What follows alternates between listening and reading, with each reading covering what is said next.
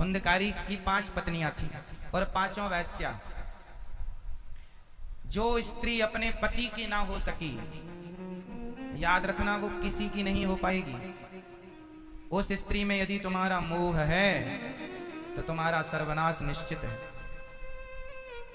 धुंधकारी की 5 स्त्रियां थी, 5 ऐसे ही थी। धुंधकारी को गला दबाकर मारा, नहीं मरा तो अंगारे जलते हुए मुंह में डाल दिए। धुंधकारी के जलते हुए अंगार डाल दिए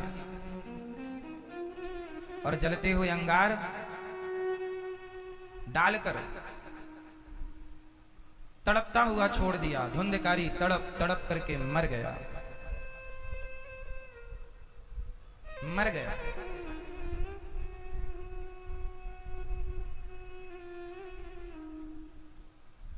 तड़प तड़प के धुंधकारी मर गया,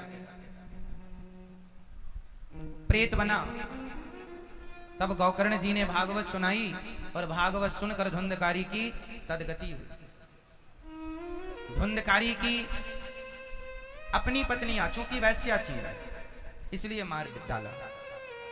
आपको मैं निवेदन कर दूं, दुश्मन पर, चरित्रहीन स्त्री पर कभी भरोसा नहीं करना चाहिए और ऐसों पर भी कभी भरोसा नहीं करना चाहिए जो आपकी गर्दन काटने को तैयार है।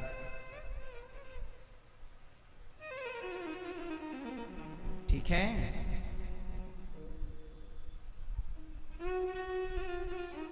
जीवन में ये बहुत बारीकी से देखा करो कि आप किसके साथ उठ बैठ रहे हैं।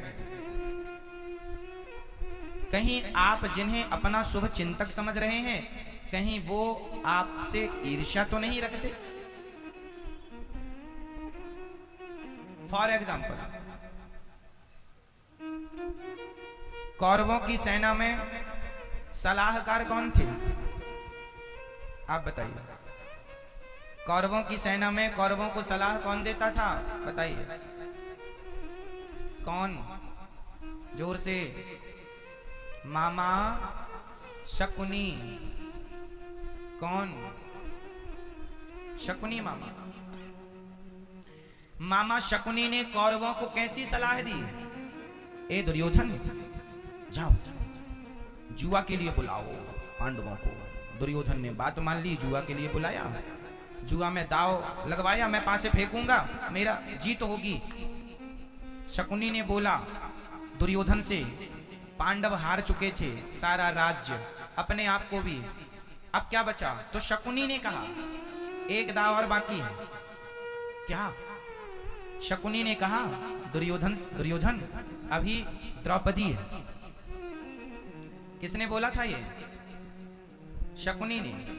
और द्रौपदी को जुआ पर, दाव पर लगाया, द्रौपदी हार गई। फिर द्रौपदी को पकड़ के लाओ, फिर उसके कपड़े उतारो, अपमानित करो, जलील करो।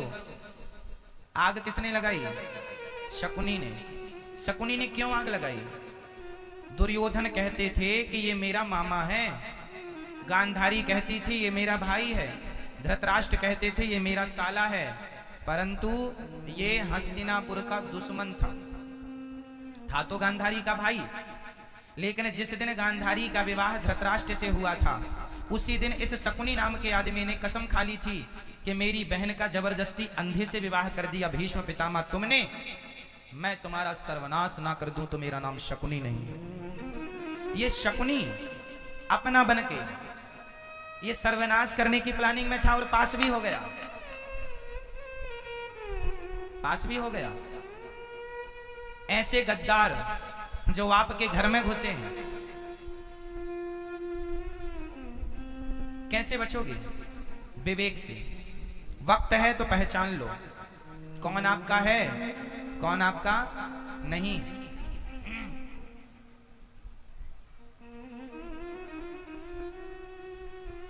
मैया नींद आ गई मेरी माँ को।